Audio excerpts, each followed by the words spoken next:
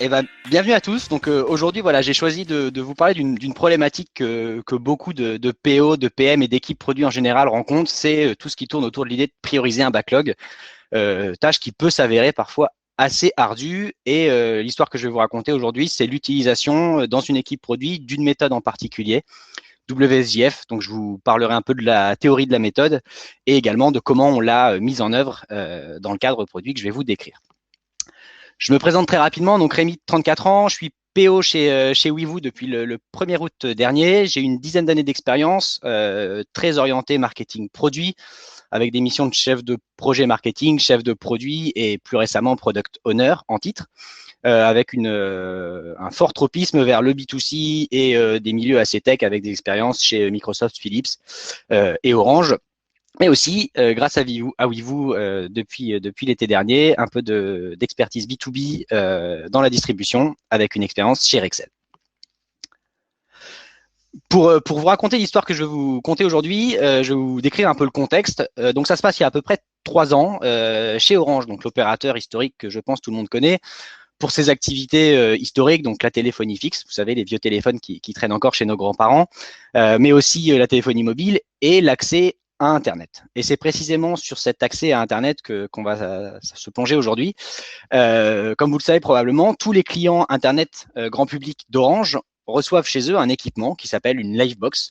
Et cet équipement physique, donc qui est mis à disposition des utilisateurs, fait l'interconnexion entre le réseau d'Orange d'un côté et les équipements des utilisateurs de l'autre, donc les smartphones, tablettes, ordinateurs, tout équipement connecté dans la maison. Et depuis plusieurs années, Orange propose, en compagnon de cet équipement physique, une application mobile qui s'appelle également Ma Livebox et qui va être le cadre produit pour la séance d'aujourd'hui. Et à l'époque de cette expérience, j'étais PO dans l'équipe produit qui gérait ce produit Ma Livebox. Je reviens assez rapidement sur le contexte plutôt équipe de Ma Livebox. Donc Ma Livebox, c'est une application mobile disponible à la fois sur iOS et sur Android, une application gratuite, donc que tout utilisateur peut télécharger. L'équipe produit, elle fonctionnait en Scrum, autour de sprints de 4 puis 3 semaines. Et elle avait la particularité également d'être basée sur 2 sites.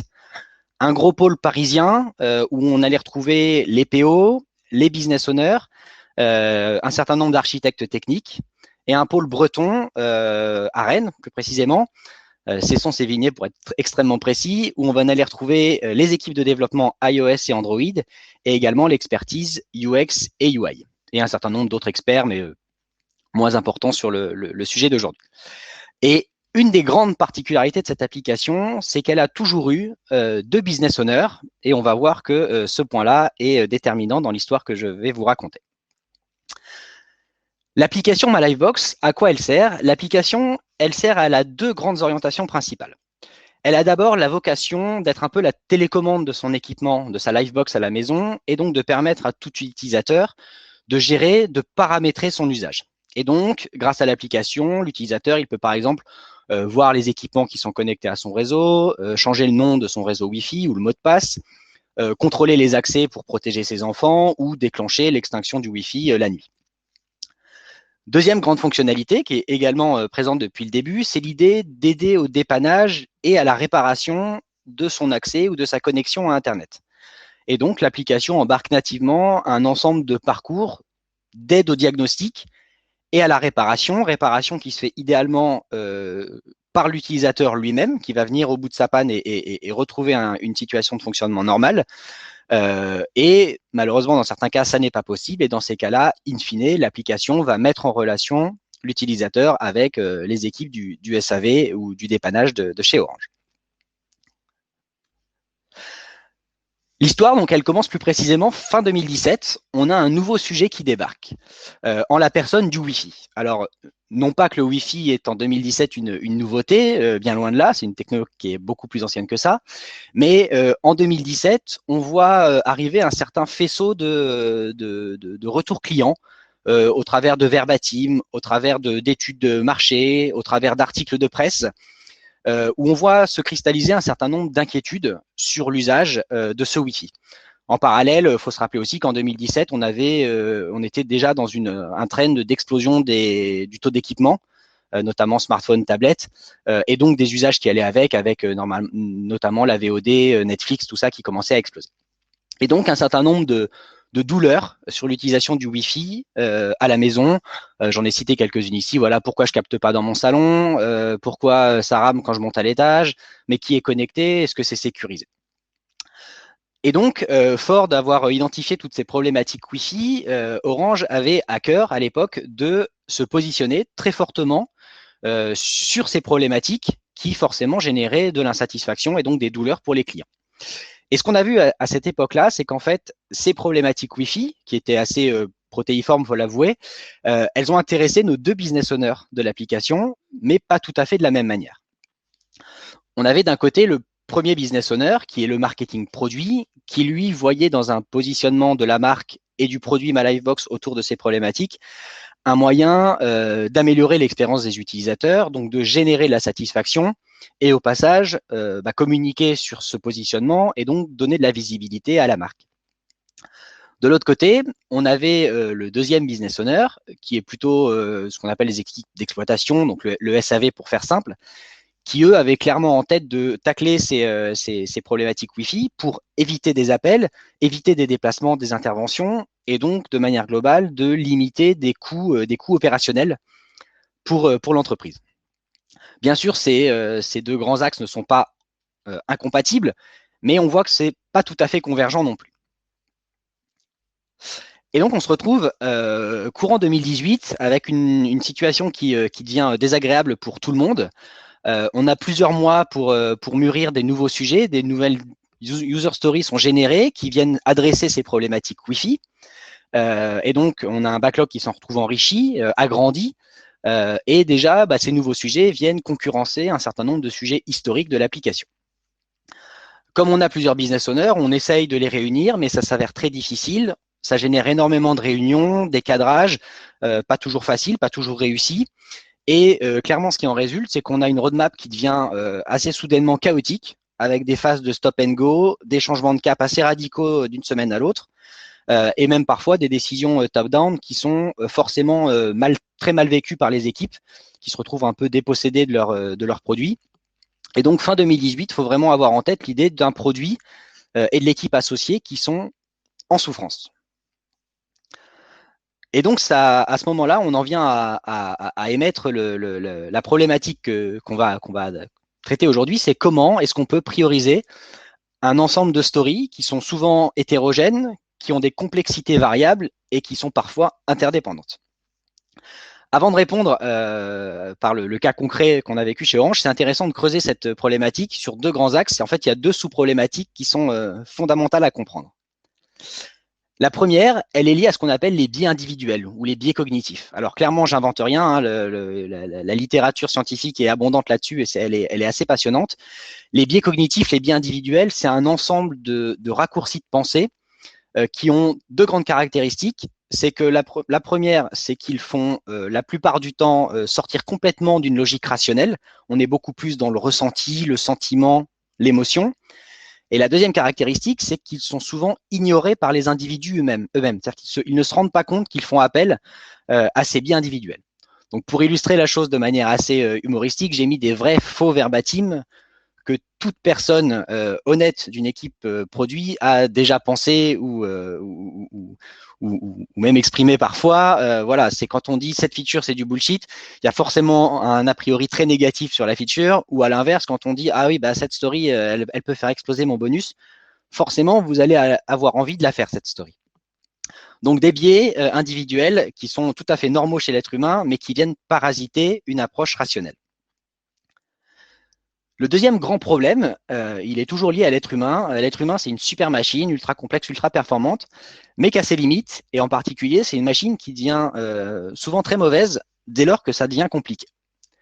Pour vous illustrer la chose, il y a un petit cas pratique qui est souvent utilisé pour expliquer la méthode WSJF. Je vous la présente. Ici, on va avoir trois petits cas et la demande est la même à chaque fois, c'est quelle story on fait en premier. Premier cas, vous avez deux stories, A et B. Elles vous coûtent la même chose, 10 en valeur. Il y en a une qui vous rapporte 30, une qui vous rapporte 10.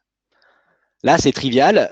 L'être humain, il processe ça très vite. Il y en a une qui me rapporte 3 fois plus que l'autre. Je fais la première. Deuxième cas, on fait l'inverse. Là, on a deux stories qui vous rapportent la même chose, 30 en l'occurrence, mais une qui vous coûte 10, l'autre qui vous coûte 2. Là, l'être humain, pareil, il fait un calcul assez rapide, naturel. Il y en a une qui me coûte 5 fois moins que l'autre. Je vais faire la B, ça me laissera plus de temps pour faire autre chose, éventuellement pour aller dormir. Le grand problème, comme vous l'imaginez, c'est que dans la réalité, ça se passe jamais comme ça. Et on se retrouve plutôt avec un cas qui est qui va dans le sens du troisième, avec un ensemble de stories beaucoup plus large, avec des valeurs beaucoup plus hétérogènes. Et ce qui en résulte, c'est une incapacité pour l'esprit humain de processer ça simplement et de se dire « Ah bah c'est simple, moi je vais faire la B en premier ». Non, c'est pas simple. Et dès lors qu'on perd cette simplicité apparente, c'est malheureusement chez l'être humain la porte ouverte au biais cognitif que j'ai évoqué avant. Et on va faire rentrer de l'irrationnel là où spontanément on aurait eu envie de faire du rationnel. Tout ça pour vous dire qu'on peut dès lors reformuler la problématique en cette phrase, c'est comment est-ce qu'on priorise cet ensemble de stories, mais en restant le plus objectif possible dans la démarche et bien sûr en le faisant en accord avec les objectifs du produit et ou de l'entreprise. Et donc, ce qui se passe dans le contexte que je vous décrivais tout à l'heure, c'est à ce moment où la crise s'exprime chez Orange, on entend parler par des coachs, par des personnes en interne de cette méthode WSJF, et l'équipe est choisie pour être une équipe pilote sur cette méthode et j'ai la tâche de la mener à bien. Et donc, je vais vous raconter comment on a mené à bien cette expérience chez Orange. Tout d'abord, sur la théorie, la méthode WSJF, c'est une méthode tout à fait officielle. C'est un outil de priorisation qui est notamment relayé dans le framework SAFe. Et je vous passe le barbarisme anglais de ce que veut dire WSJF. Mais l'idée qu'il y a derrière, c'est de donner la priorité aux stories avec une forte efficacité économique. Et par efficacité économique, comme je le décris en bas, il faut vraiment y voir une approche héroïste. Elle est efficace économiquement, la story, dès lors qu'elle rapporte plus qu'elle ne va vous coûter. Donc, c'est un rapport, un quotient entre ce que ça rapporte sur ce que ça coûte. La littérature va plus loin, mais globalement, il y a une formule officielle, qui est celle qu'on trouve sur le site du framework SAFe, qui va être exprimée en cost of delay sur job duration. Donc, il faut vraiment y voir ce que ça vous rapporte sur ce que ça vous coûte. Et ce qui est intéressant de voir, c'est qu'en fait, dans la méthode officielle, le numérateur en haut se divise lui-même en 3 composantes. Donc, on va avoir une user business value, qui va être ce que ça va rapporter à l'entreprise ou à l'utilisateur. La time criticality, qui va être l'idée d'une dépendance calendaire avec une échéance qui peut être marketing, de la communication, un lancement de produit, tout ça, ou simplement un risque d'être dépositionné par rapport à la concurrence et de voir sa base d'utilisateurs churner et passer chez les concurrents. Le troisième pôle du numérateur, c'est ce qu'on appelle le Risk Reduction or Opportunity Enablement. C'est l'idée qu'en faisant cette story-là, peut-être qu'on va verrouiller des risques qui étaient existants dans l'application ou dans le produit, ou au contraire, ça va ouvrir des possibles et donc amener en fait la suite de l'histoire. Donc, ça va être des enablers techniques souvent ou des enablers marketing aussi, il n'y a pas d'excuse. En dénominateur, on va avoir la job duration qui va être la valeur qui va exprimer le coût, l'effort à fournir.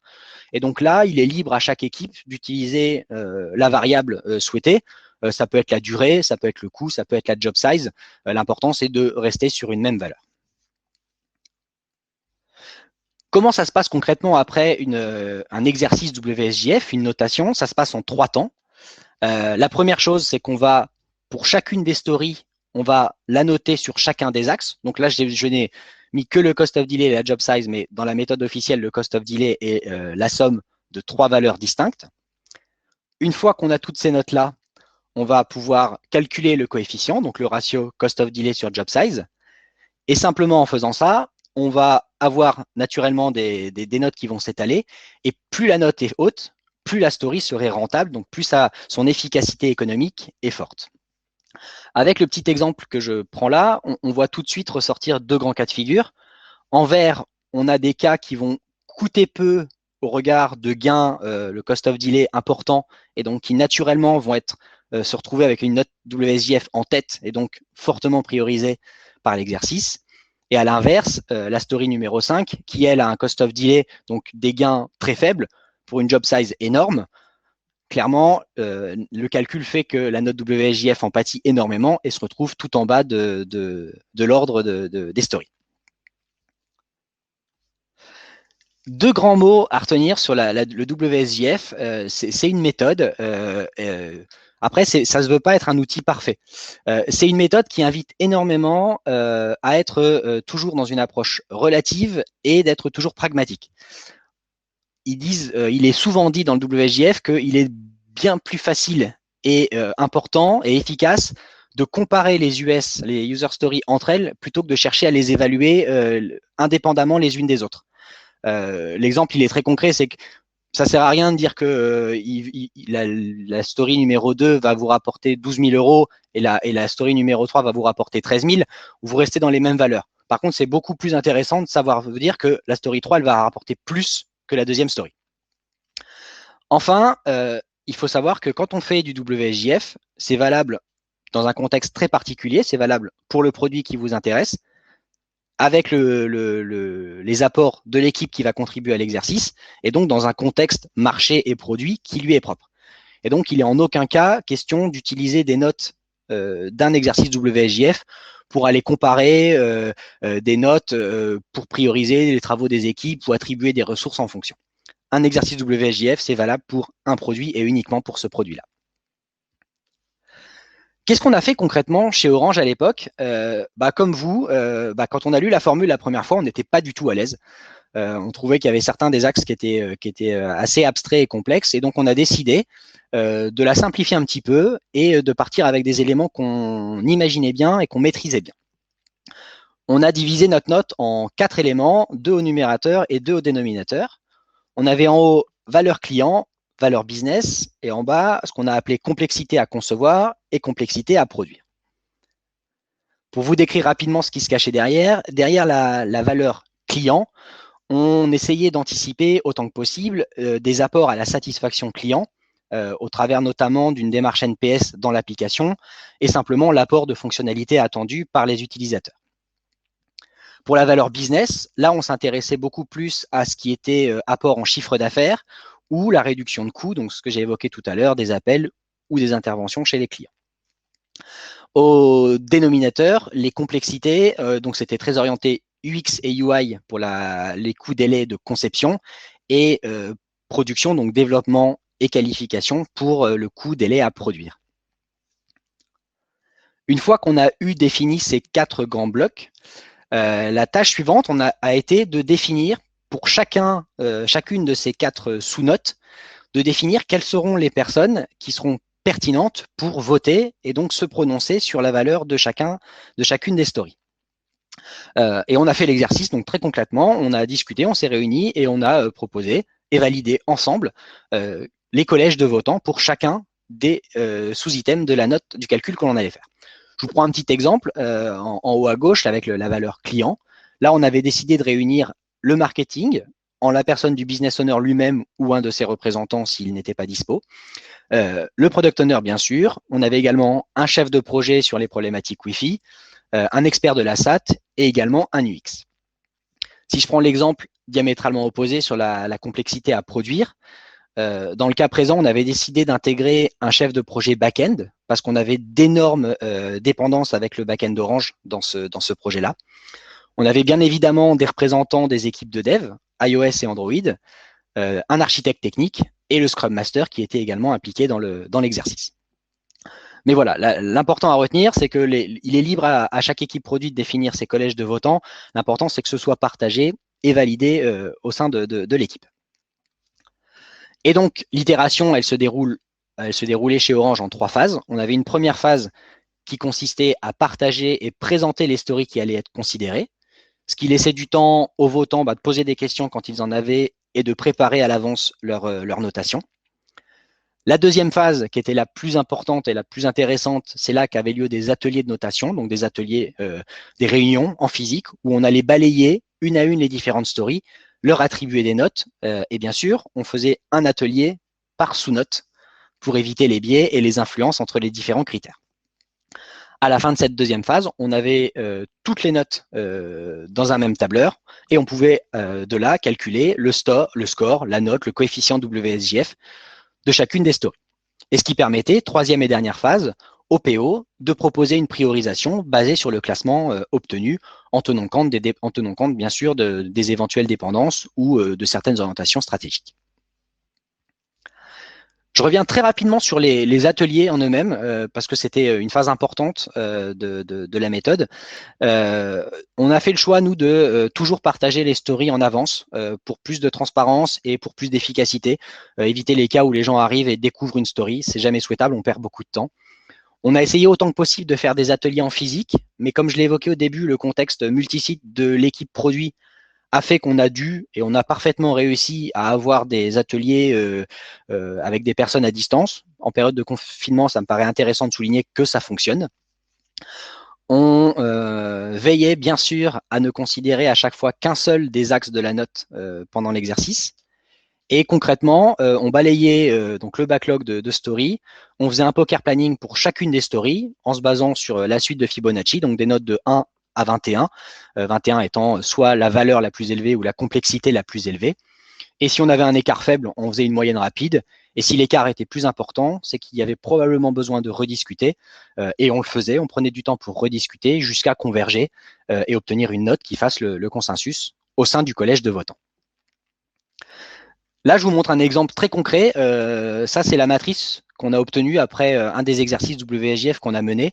Alors, il y avait 2 colonnes en plus. Je n'entrerai pas dans le détail, mais à un moment, on a décidé de rajouter des critères dans notre note.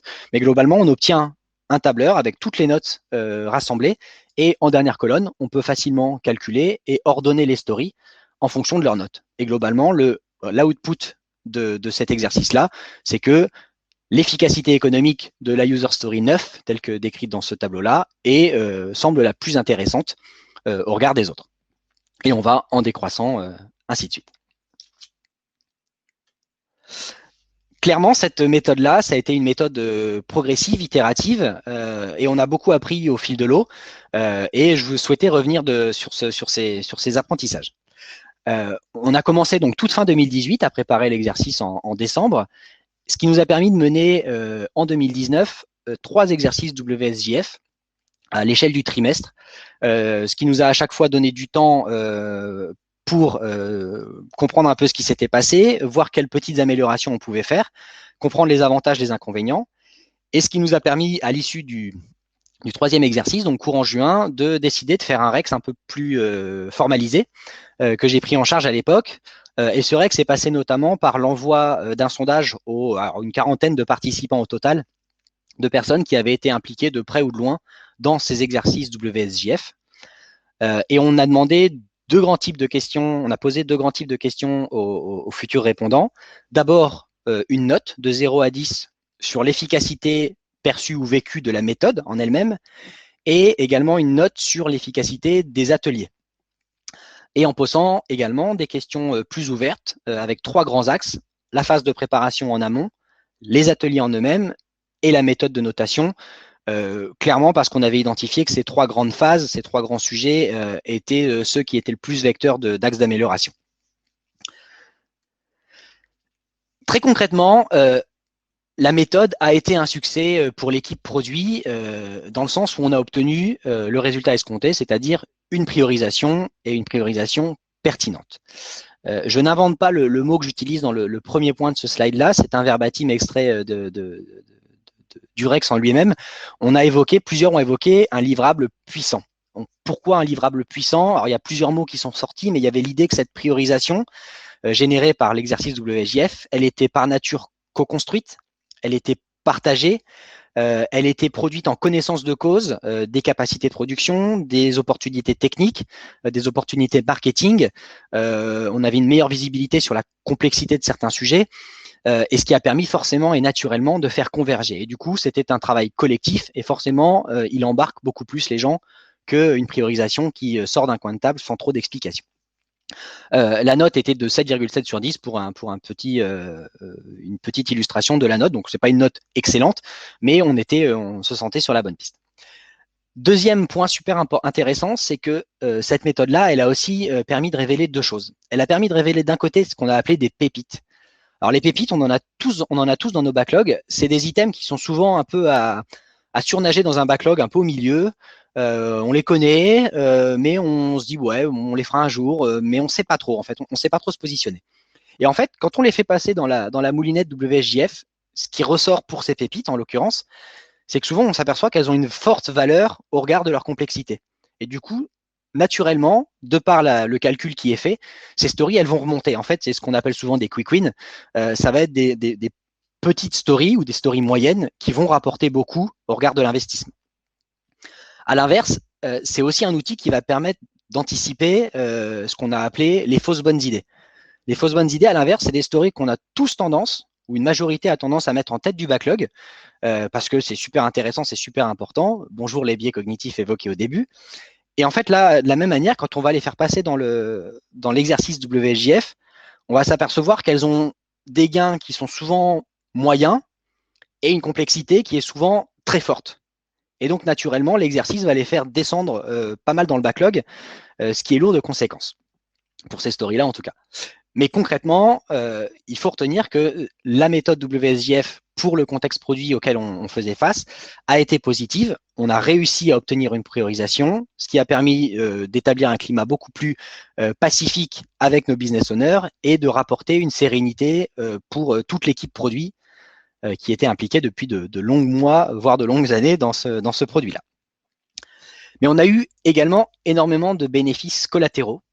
Je l'ai largement évoqué, mais ça a été un vecteur énorme de partage, simplement en impliquant des personnes qui n'avaient pas l'habitude d'être impliquées, et je pense en particulier aux business owners. Le fait d'avoir des discussions en physique, des discussions régulières, de se parler, d'échanger, on se comprend mieux, et quand on se comprend mieux, globalement, tout va mieux.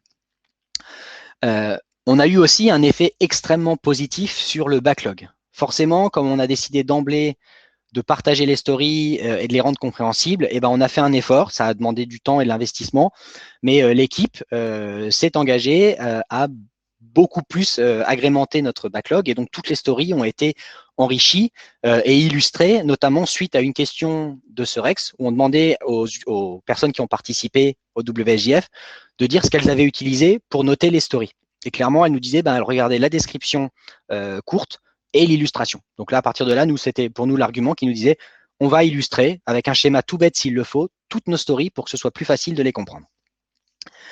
Et bien sûr, comme on a réussi à obtenir une priorisation à l'échelle du trimestre, on a pu en dégager des grandes tendances, des grandes orientations, des grandes priorités. Et forcément, quand on arrive à le faire à l'échelle de quelques sprints, ça permet de lancer la machine et de commencer à se projeter à une échelle un peu plus longue, et donc de projeter ce qu'on appelle une vision produit en bonne et due forme. Dernier point qui est très important, c'est que concrètement, la mise en place et la tenue de ces exercices WSJF, ça demande du temps. L'équipe produit de MyLifebox à l'époque a investi beaucoup de temps, notamment les PO ont investi beaucoup de temps. Mais globalement, le message que je veux faire passer, c'est que de notre point de vue, partagé, je pense, de toutes les personnes qui étaient impliquées dans ce projet-là à l'époque, c'est que le temps investi a largement été compensé par les gains qu'on en a retirés et que j'ai évoqués auparavant avec simplement le fait d'avoir une priorisation et d'avoir assaini la situation pour tout le monde. En conclusion, quelques mots. Donc, je le répète, la méthode WSJF, c'est un outil de priorisation qui permet d'éviter un certain nombre de biais, et ce, en ayant recours à un calcul assez simple où on va comparer les différentes stories en fonction de leur efficacité économique. Bien sûr, il y a des cas où il n'y a pas de problématique pour faire de la priorisation. En revanche, la méthode WSJF me semble être particulièrement adaptée dans 3 contextes particuliers. Celui que j'ai évoqué aujourd'hui, qui est une divergence ou un manque de convergence en tout cas de priorité entre des business owners, ou le simple fait d'avoir des business owners différents. Le manque de vision produit ou la difficulté à la formuler me semble aussi être un contexte très propice à la méthode WSJF. Et également, on le soupçonne moins, mais le manque de cohésion. Quand on a un produit avec une équipe pas forcément soudée, ça peut être extrêmement intéressant justement de forcer les rapprochements et l'échange au travers de cette méthode-là. Enfin, je reviens une dernière fois sur ce mot de pragmatisme et de relativité. Ça se veut un outil simple. Il n'est pas question de passer des heures et des heures sur les exercices. Donc, on essaye toujours de rester dans une approche de pondération relative, de trier les stories entre elles plutôt que de leur donner une note intrinsèque.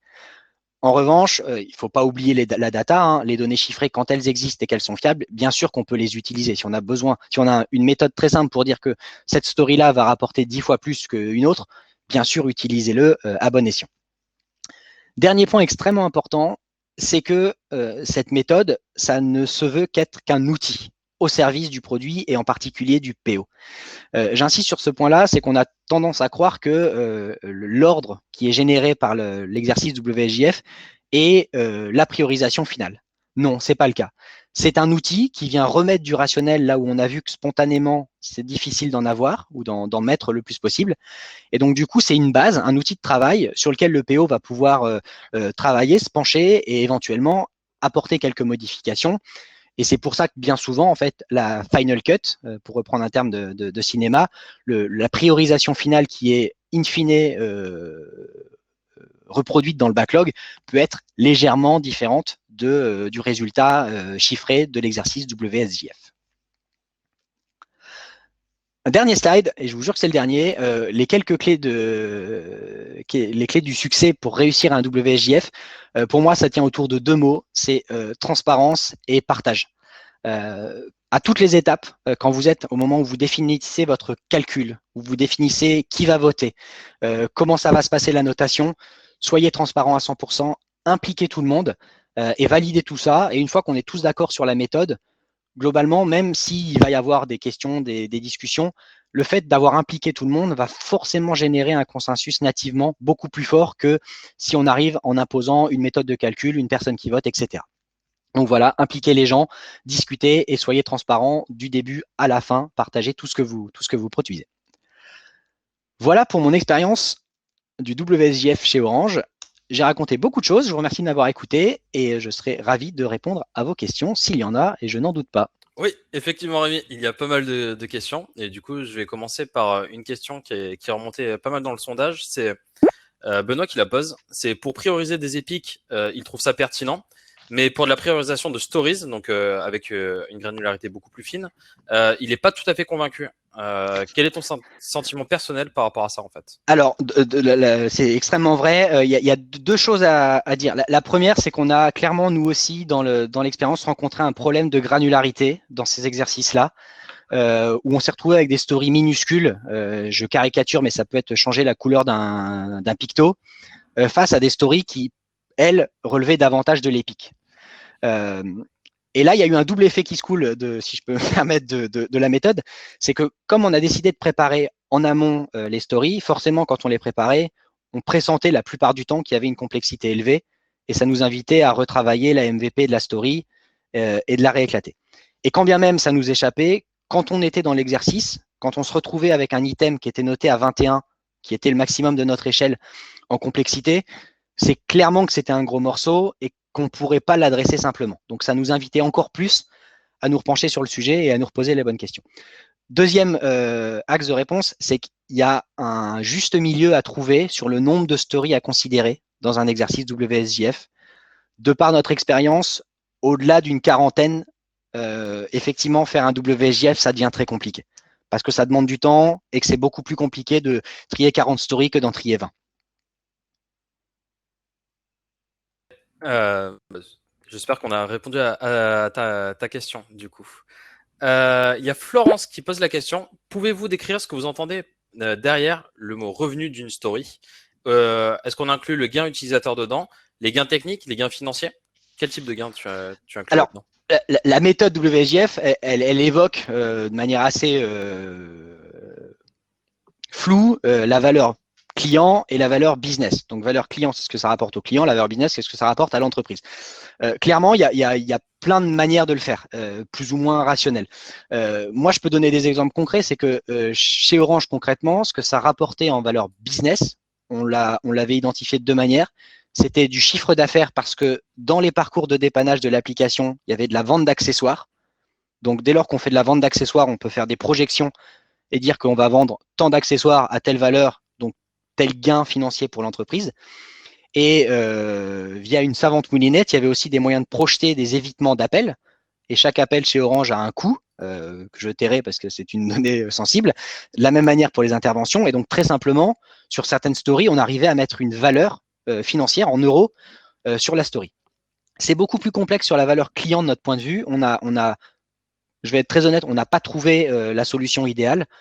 En revanche, ce qu'on avait mis en place, nous, dans l'application, c'est qu'on avait intégré dans l'application un questionnaire donc avec une approche NPS, dont on demandait aux utilisateurs de noter soit l'application, soit des fonctions de l'application de 0 à 10 et de mettre des verbatims. Et en fait, en fonction de la fréquence de telle frustration, de telle douleur client, on se disait qu'en répondant avec une fonctionnalité qui adressait cette fonction-là, on allait forcément plus satisfaire un utilisateur qu'en apportant une autre fonction. Donc, j'ai pas de réponse parfaite à la question, mais il y a des méthodes. L'important, une fois de plus, c'est d'être d'accord sur l'axe qu'on prend pour calculer une valeur. Parfait. Stevens qui posait la question, combien de temps environ vous allouiez par sprint la priorisation avec cette méthode-là? Est-ce que c'était pas trop lourd à mettre en place? Même si tu as répondu un petit peu à la fin. Ouais, alors j'ai répondu. Alors clairement, nous, on l'a pas fait au sprint. On a vu à la première fois que ça nous a pris énormément de temps. Alors il y avait du rodage, on a découvert, on a appris énormément. Et très vite, il nous est apparu que c'était pas viable de le faire à l'échelle du sprint. Et donc, on a d'emblée, dès le premier exercice, on a décidé qu'on ferait ça au trimestre pour être beaucoup plus serein. Après, il y a un investissement fort, je pense, au démarrage pour mettre en place les règles, que tous les gens soient formés sur la méthode, sache comment ça se passe. Et clairement, le premier va demander beaucoup de temps. Une fois que la machine est lancée, et notamment que tous les effets collatéraux sont là, c'est-à-dire que le backlog est naturellement mieux rempli, je pense que l'investissement est un peu moins exigeant. Mais clairement, une énorme partie du travail se retrouve du côté du PO pour s'assurer que les stories sont bien mûries, que tous les éléments sont là. Et après, il y a l'exercice de simplement le temps nécessaire pour coordonner les différents ateliers, les mettre en place et après collecter toutes les notes et faire la synthèse, bien sûr. Donc oui, un investissement temps. C'est difficile de donner un nombre d'heures, hein, clairement, je ne sais pas si c'est ça qui est attendu, mais oui, il y a un investissement temps et oui, il n'est pas du tout, négligeable. Ok. Il y a Wiz qui pose la question, comment est-ce que vous faites pour arbitrer entre valeur client et valeur business? Il se pourrait qu'une US réponde uniquement à un objectif de satisfaction d'utilisateur et non business. Et du coup, dans le calcul qui est proposé, cela ferait redescendre finalement la note de ton US si on intègre cette valeur business. Comment est-ce que tu regardes ça? Alors, si je reprends la théorie, elle fait un bloc commun entre business et client. Et nous, quand on a commencé la méthode chez Orange, ça nous a choqué parce qu'on était exactement dans le même état d'esprit que la question de WIS. Mais c'est pas forcément la même chose. La valeur client, la valeur business, on peut être très bon sur la valeur business et rien apporter pour le client et inversement. Et parfois, on va avoir une story qui va agir sur les deux. Donc nous, ce qu'on a décidé de faire, c'est précisément justement de séparer les deux valeurs parce que ça nous semblait le meilleur moyen de l'exprimer. Ça va rapporter pour Orange ou ça va rapporter pour l'utilisateur. Après, c'est une des limites de l'exercice WSJF, c'est que on va avoir tendance toujours à vouloir pondérer des choses. Et quand on va vouloir pondérer, on va dire ah oui, mais l'important c'est de gagner de l'argent, je vais mettre plus de valeur au business. Ça va souvent être un son de cloche qu'on va entendre dans des business owners. Et à l'inverse, on va souvent avoir des équipes plus marketing PO qui vont dire ah oui, non, mais moi l'important c'est de satisfaire le client et là je vais vouloir valoriser la valeur utilisateur. Et donc, moi, ma sensibilité, ma vision de la chose, c'est qu'au contraire, en fait, dès lors que si on commence à mettre des pondérations, en fait, ces pondérations, elles vont reposer sur des biais. Et vous savez que les biais, vous savez ce que j'en pense. Je pense que c'est vraiment l'ennemi parce qu'en fait, on va attribuer de la valeur de manière irrationnelle. Et donc, en étant basique, en mettant sur le même pied d'égalité la valeur business et la valeur client, je pense que c'est le meilleur moyen d'exprimer que une story, tant mieux si elle rapporte beaucoup, que ce soit à Orange ou à l'entreprise ou à l'utilisateur. Ok. Parfait. J'espère que oui, tu as la réponse à ta question. Il y a Cyril qui demande, est-ce que vous avez un exemple d'utilisation de la méthode pour adresser les points avec des impacts clients peu évidents? Tu sais, quand tu as une refacto technique, par exemple, quand tu dois améliorer tous les instruments qui te permettent de voir tes logs ou autres, comment est-ce que vous faites pour prioriser ce genre de tickets? Alors, ça a été difficile effectivement parce que c'est des stories qui naturellement avaient une valeur client qui était souvent très faible. La valeur business était pas forcément très faible, mais était médiane, et on se retrouvait la plupart du temps avec des complexités fortes parce que c'est souvent des sujets de transformation qui vont demander du temps, etc. Clairement, de l'expérience qu'on a eue, ça a été une frustration, notamment pour les experts techniques, les architectes, qui ont vu que les sujets techniques souvent avaient tendance à à se retrouver plutôt en bas de la priorisation. Néanmoins, moi, je voyais pas ça comme un risque. J'y voyais vraiment ça comme un son de cloche, une sonnette d'alarme. C'est que si ça a une complexité forte, c'est qu'il faut d'autant plus l'anticiper et qu'on doit d'autant plus se reposer la question de est-ce qu'on est vraiment dans une approche MVP, est-ce qu'on peut pas faire plus simple ou est-ce qu'on peut pas mieux découper et y aller de manière itérative. Donc oui, si on prend ces items techniques assez lourds, naturellement, ils risquent de retomber au bas du backlog. Mais le fait qu'il retombe en bas du backlog, pour moi, c'est le meilleur des signaux pour se reposer les bonnes questions, en fait. Ok. Guillaume qui pose une question, justement. Est-ce que cette méthode ne peut pas poser ne peut pas poser problème lorsqu'on plonge un peu plus profondément dans le détail de la rédaction des US et qu'on y découvre des dépendances influant la priorisation? Ou alors elle implique forcément d'avoir une grosse avance sur les développements? Alors, oui, il y a un juste milieu à trouver, effectivement. Au tout début, on avait un backlog qui était très hétérogène avec des stories qui étaient extrêmement avancées, rédigées jusqu'aux critères d'acceptance et tout ça, et des stories qui se limitaient, je vais caricaturer, mais quasiment à un titre et une illustration sous forme de schéma. Ce qu'on a vécu, et c'est mon ressenti, c'est que de toute façon, dans un exercice WSJF, on va être contraint un petit peu par le temps, et donc on va pas forcément avoir le temps d'aller se plonger jusque dans tous les détails techniques. En revanche, clairement, un titre, c'est pas suffisant. L'important pour moi, c'est que les US, les stories, contiennent tous les éléments qui sont jugés pertinents par les collèges de votants qui ont été déterminés. Si sur une complexité technique, les gens veulent qu'il y ait des schémas d'architecture, etc., eh ben, il faut que ce soit un prérequis pour l'exercice de notation sur cet axe-là et que ce soit fait systématiquement. Après, il faut être une fois de plus pragmatique. Faut pas faire forcément l'exercice jusqu'à la rédaction complète, dans le sens que si l'item il se retrouve tout en bas de la priorisation, on sait tous comment ça se passe un backlog, un item qui se retrouve tout en bas, je vous mets mon doigt à couper que dans un an, l'item il y est toujours, voire il est sorti parce que plus personne ne pensait à cette story-là. Donc c'est pour ça que je parle de juste milieu, c'est qu'il ne faut pas non plus s'acharner à vouloir rédiger parfaitement toutes les stories. Déjà, vous n'y arriverez pas en termes de temps et ça serait contre-productif que d'aller jusqu'à ce niveau de détail. Après, bien évidemment, si on peut anticiper autant que possible une dépendance technique forte, oui, c'est mieux de l'avoir sur le papier et c'est mieux de l'avoir dans la story en connaissance de cause.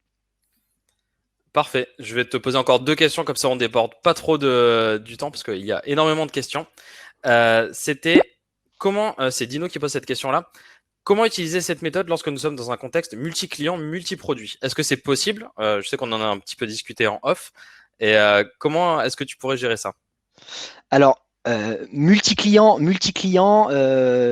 c'est des questions, c'est des sujets. Moi, je ne m'y suis jamais attelé. On avait toujours qu'un seul produit et une cible, une base de clients assez unique, donc pas beaucoup de clients, pas beaucoup d'hétérogénéité là-dessus. Moi, je pense que la méthode, elle est applicable. Après, il faut être bien conscient des limites et de son utilisation dans un contexte donné. Et donc j'insiste, je l'ai noté dans la presse et c'est vraiment un point important. Effectivement, quand on fait un exercice WSJF, c'est vrai pour un produit dans ce contexte produit-là. Et donc, il faut surtout pas utiliser cette méthode pour pour ce à quoi elle n'est pas destinée, qui serait d'essayer de comparer des efforts ou d'attribuer des ressources à différentes équipes. Donc, faire des exercices WSJF sur différents types de clients, pourquoi pas? Ça va vous demander encore plus de temps, donc je suis pas sûr que l'efficacité est là. Pour différents produits, évidemment, si c'est des produits différents, un exercice par produit. Par contre, n'allez pas comparer les valeurs business des stories entre elles, ça n'est absolument pas pertinent. Complètement. Je replie soi parce que vraiment, ne comparez pas des pommes et des poires. Si vous n'avez Voilà. pas la même business value, une business value dans une équipe n'a pas le même impact avec une autre business value dans une autre équipe. Donc vraiment, ce serait complètement contre-productif de pouvoir justement comparer ces business values-là et ce WSJF-là. Et si je peux rajouter un point, c'est d'ailleurs pour ça aussi qu'on a recours à des notes assez arbitraires comme la suite de Fibonacci, c'est que ça permet de décorréler ça d'un réel ou de quoi que ce soit et simplement d'avoir une idée assez macro des différents niveaux de priorisation. En même temps, tu viens de répondre à la question de Florian. Quelles sont les échelles pour chacun des 4 critères? C'est la suite de Fibonacci. Alors, il y a la littérature, pareil, hein, chaque équipe peut faire ce qu'elle veut. Nous, on a utilisé, parce qu'on c'était la recommandation qu'on avait eue, on avait utilisé la suite de Fibonacci sur ces 7 premiers rangs, donc les notes 1, 2, 3, 5, 8, 13, 21, ce qui nous semblait être suffisant. Il y a des équipes où ils font ça de 2 en 2. Il y a des équipes qui font des échelles beaucoup plus larges.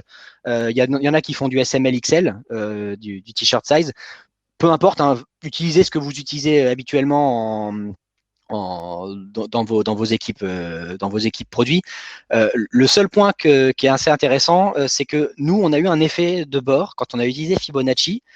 Alors, je l'avais illustré dans un slide qui sera en annexe de ma présentation. C'est que sur une des notes, je crois que c'est sur la valeur business, on s'est retrouvé une des fois avec, je crois, plus de 55% des US qui étaient sur le palier de la note 13 et les 3 premiers paliers de 1, 2, 3 qui n'étaient même pas utilisés. Donc, c'est pas grave en soi, mais on s'est juste dit qu'en fait, on a une échelle qui n'est pas utilisée à bon escient et dans toute sa largeur par les utilisateurs.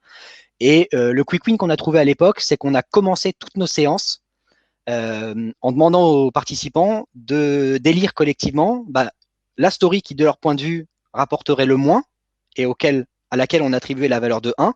Et même chose pour la story avec la valeur ou la complexité la plus forte, et donc la note de 21.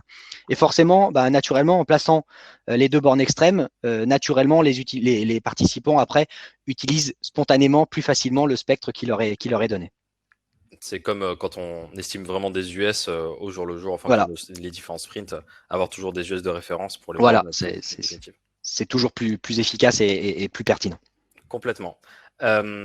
Juste pour compléter, c'était Bertrand qui reposait la question, donc il te remercie infiniment par rapport à ta présentation. Il a la fréquence de l'exercice pour toi qui est idéale, parce que tu as pu tester plusieurs, tu as testé le sprint, tu as testé à plus large. Moi, vu l'investissement temps, c'est vraiment ce qui nous a fait peur et ce qui est vraiment le gros bémol de la méthode. Je dirais qu'au trimestre, c'est ce qui me semble le plus rationnel.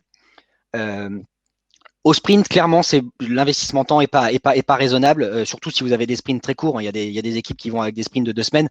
En 2 semaines, vous n'avez pas le temps de faire un WJF, et d'autant plus que pour être parfaitement intègre, à chaque séance, il faut tout renoter. Donc des stories, si vous les avez notées il y a 2 semaines, il va falloir les renoter parce que le scope de story aura peut-être changé. Au trimestre, on est plutôt sur un périmètre de 4, 5, 6, 7 sprints. Ça me paraît plus pertinent. Après, nous, ce qu'on avait évoqué, c'était aussi de faire un WSJF en remontant un petit cran plutôt au niveau de l'épique, justement dans une orientation vision, et du coup de le faire plutôt à l'échelle du semestre, voire de l'année, ce qui a, je crois, été mis en place après mon départ de chez Orange. Donc, j'utilise des guillemets pour cette réponse-là. Et du coup, dernière question de Benoît qui te demande, est-ce que tu as un outil qui propose de faire ça bien, un product board ou autre? Pas du tout. À l'époque, on a regardé, je n'avais trouvé aucun outil Jira, donc je parle d'une expérience qui remonte à 2 ans. J'ai pas vérifié depuis s'il y avait des outils qui s'étaient spécialisés là-dessus. Nous, clairement, ce qu'on faisait, c'est qu'on avait notre backlog sur Jira, ce qui nous permettait d'avoir toutes nos stories et de les partager très simplement.